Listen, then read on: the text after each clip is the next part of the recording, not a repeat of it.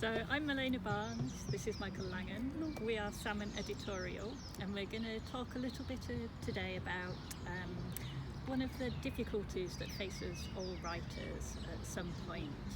And it's about when you have that feeling of being stuck and facing a blank page or a blank screen. And Michael has some experience with that. I do, yes, I do.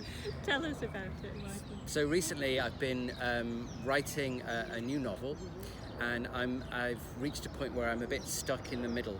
I've written a lot of words, and I'm redrafting and editing the work to try and knock it into a decent draft. And I just have experienced the last week and a half, the last couple of weeks, feeling very frustrated with where I am in the work, feeling very stuck and anxious and grumpy about it. And it's, in this case, the issue isn't a blank page. It's about wanting to really tackle and make sense of and edit down the words that I've already written. And it seems to be that I've just reached a point where I'm not able to see my way through or see my way forward. And yeah, it's been very frustrating. So is the main feeling frustration, or do you encounter other feelings as well? Oh, lots of feelings of frustration, but also those engender feelings of anxiety, I guess. Self-criticism a lot of the time, that I feel like I'm failing in my job as a writer, to be able to produce. And even though quite often I understand that this is part of the process, it's part of being a writer, I can know that, and I can know it logically, and I can know it in my head, but it's just dealing with the emotional highs and lows of that.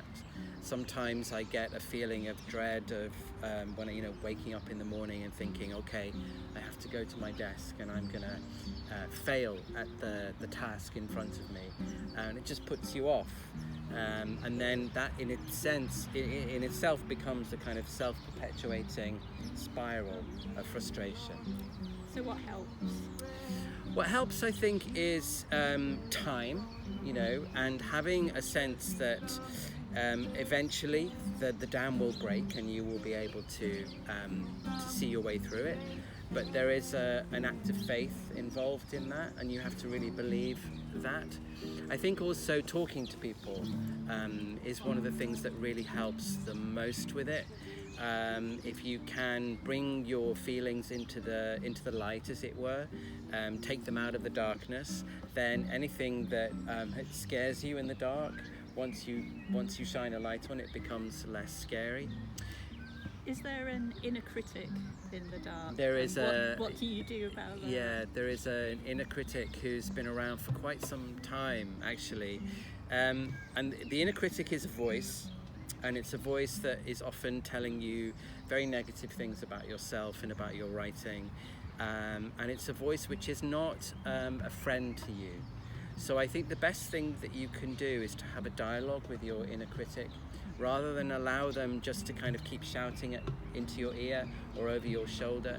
Turn to your inner critic, speak to them, tell them that they are wrong, and think about what you yourself would say to a friend who was in this position. If your friend was telling you that they feel like they're a load of rubbish and that their work is terrible and that they're never going to do this, what are the encouraging words that you would use to your friend? And use those to yourself, and you can even speak them out loud if you want. And become a good friend to yourself and speak to yourself in that way, in a caring way, rather than just listening to that very negative voice. Okay. And those are some of the principles you use when you're listening to other writers as well, aren't they? As well as listening to yourself. Yeah. In my role as a mentor and as a teacher, one of the most important things that you do is become a sounding board for the people you're working with, and to talk through these issues, which are the emotional highs and lows of writing, which beyond any kind of technical help that people might need. This is what the writing life entails very often, especially if you're working on a large project that's going to take you maybe a number of years. What do you do when your energy dips, when you lose your confidence? Mentoring involves a lot of encouragement, but also figuring out what works for an individual, rather than just trying to put some kind of template of some strategy onto people's problems, because everyone has different things that concern them at different times in their process. So encountering these problems is normal, it's part of the writing life, but having a dialogue with your own inner critic, and also talking to other people, finding somebody who can be a sounding board, those are some of the things that help. Yeah, I think so, and they are all normal, and realizing that they are normal is also very, very helpful.